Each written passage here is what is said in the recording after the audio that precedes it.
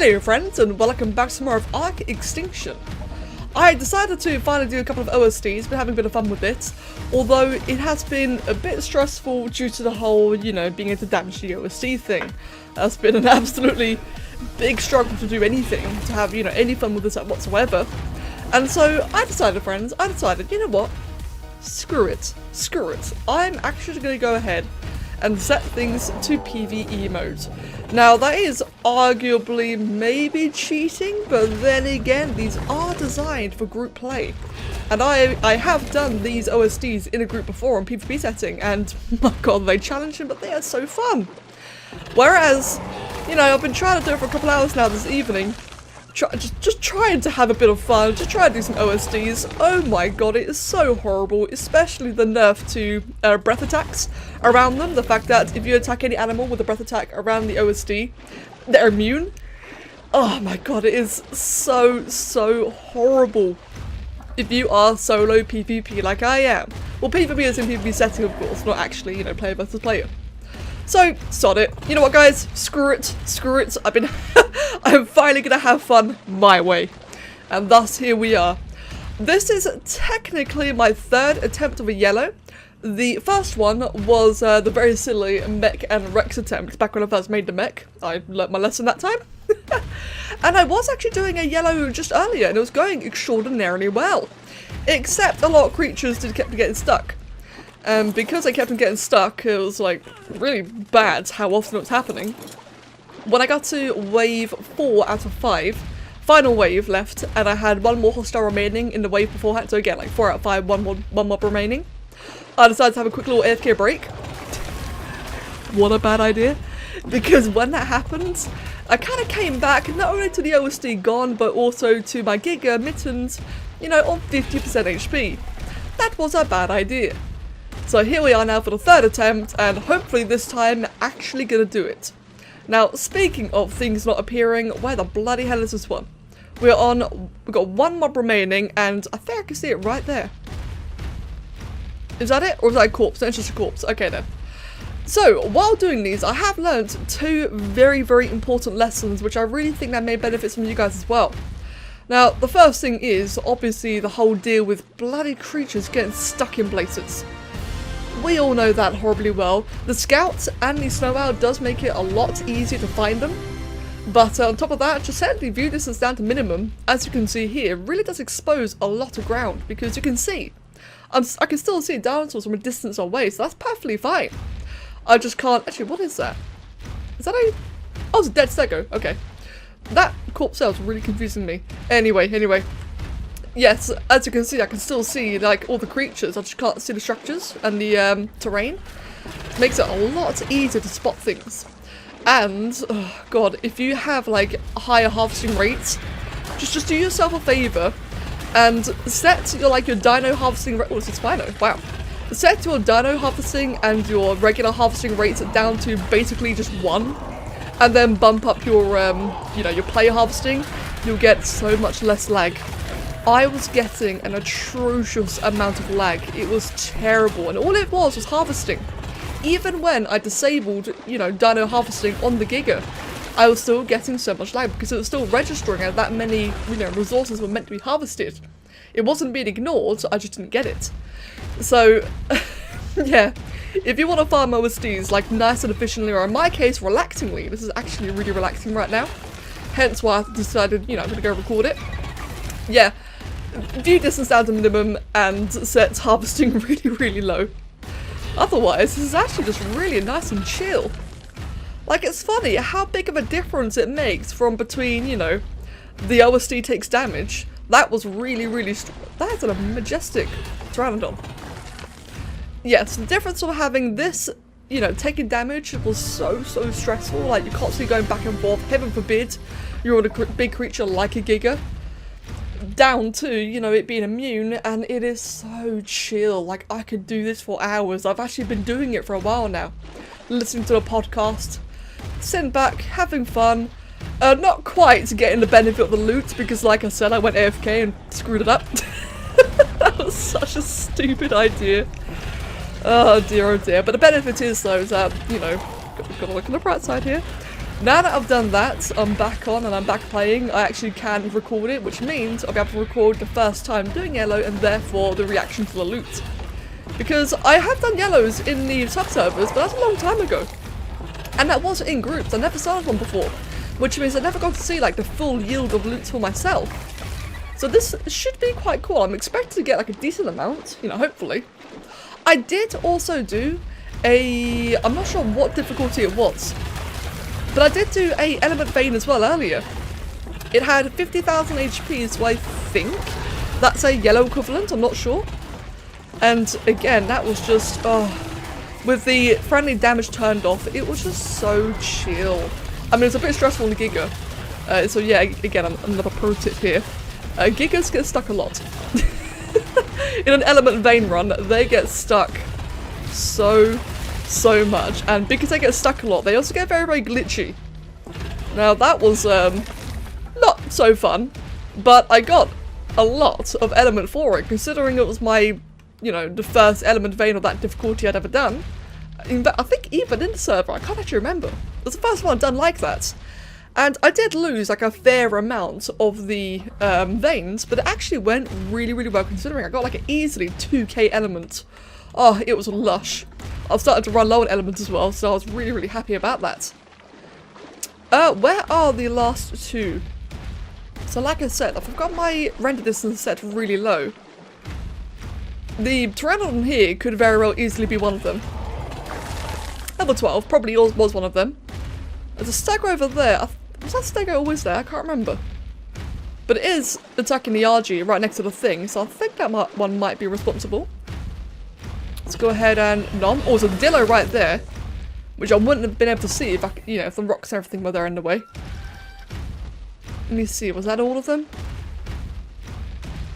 One more remaining. Okay then.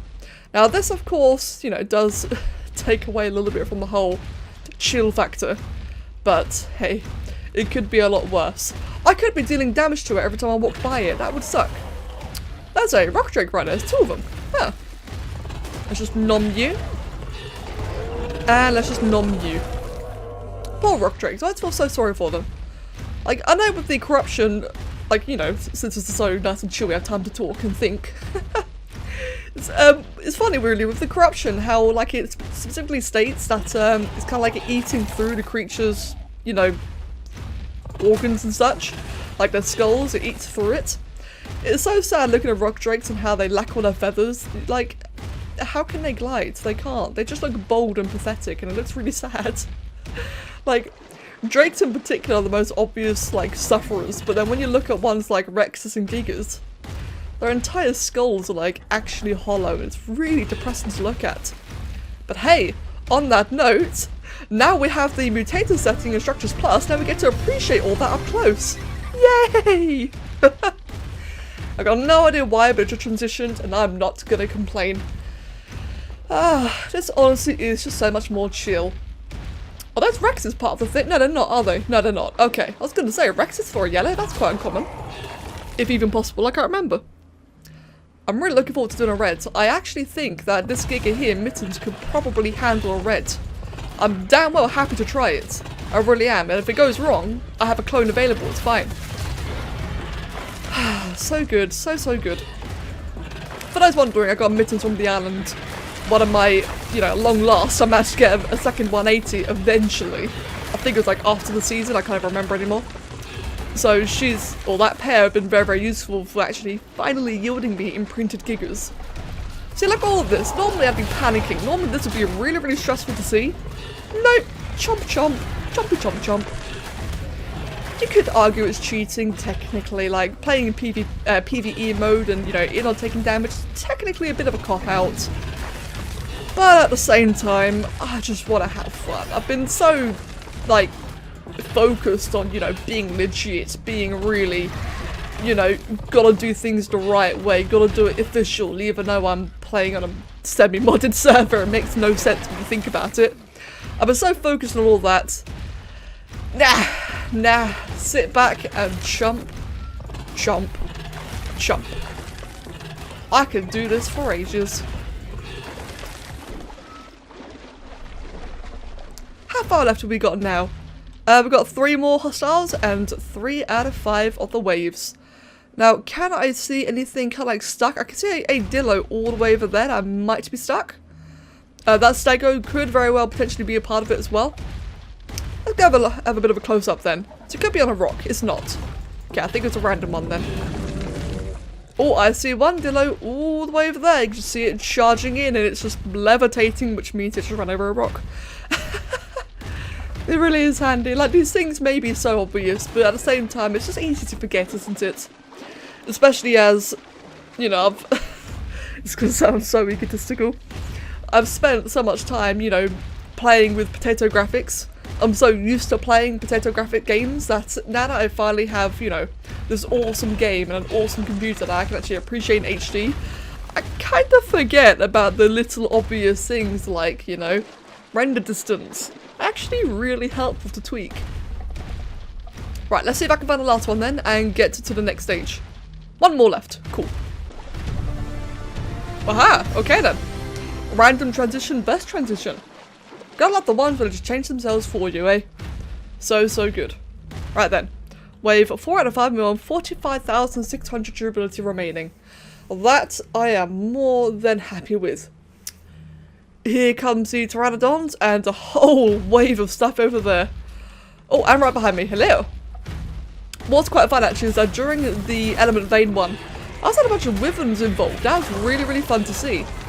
And it was actually surprisingly fine. I did get a little bit worried because as I've been playing so much modded recently, fire effects on modded tend to, you know, burn a percentage of your HP pool, whereas I've kind of forgotten that the fire effects here are just, you know, flat damage. It's, you know, scaled to the amount of the dinosaur, not necessarily percentage based. So the first time seeing a wyvern was a bit of a panic because I was not prepared to do the Element Vein.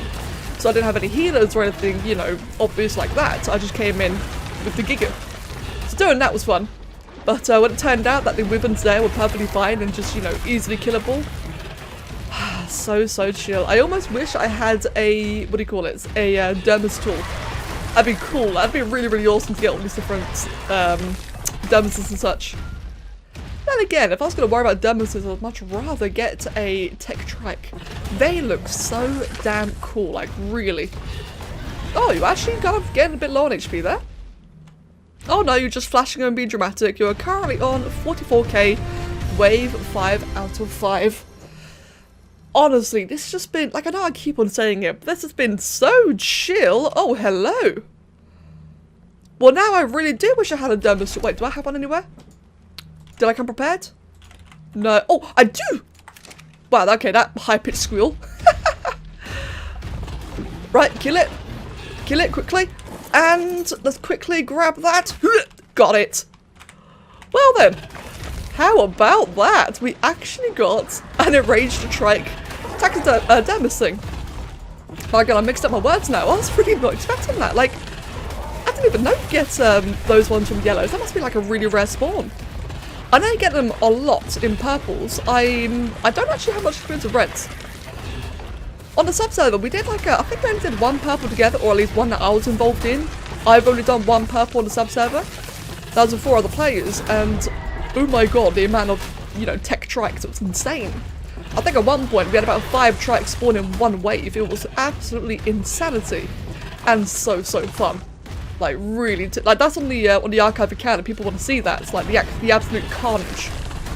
And it turns out for a red drop, so have I done any? Yes, of course I've done red drops. Now that I think about it. Yes, the waves of all the Spinos and the Rexes and Parasites. Right, yeah. So I have done red drops. It was just in a group. In a group, so it's a lot more fun, but also at the same time a lot more forgettable. We did it! Aha! We did it! Success, friends! Success! Eat you, good stuff, and eat you, good stuff.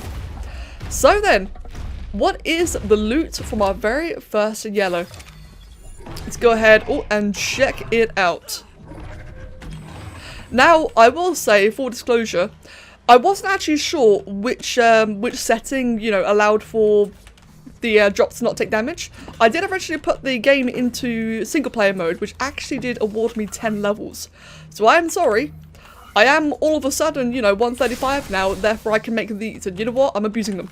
I don't care. I'm going to abuse the fact that I can make translocators. They are so... I'm just going to chuck everything. Actually, no. They are so, so good, and I will happily take advantage of using them. Right, did we get anything good then?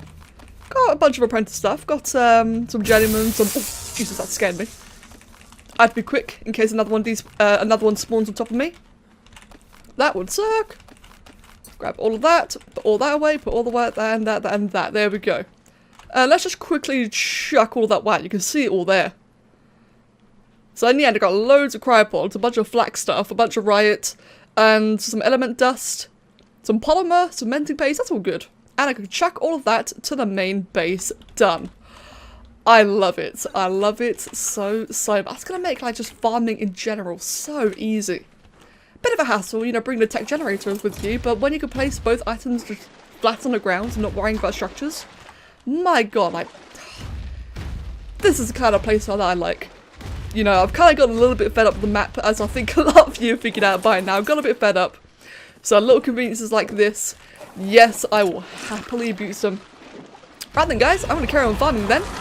If I find a red drop, I will tune back in. If not, I will see you all next time. So as always guys, thank you very much for watching, and have a wonderful day. I'm gonna chill. Oh, hello. Yes, I am gonna chill.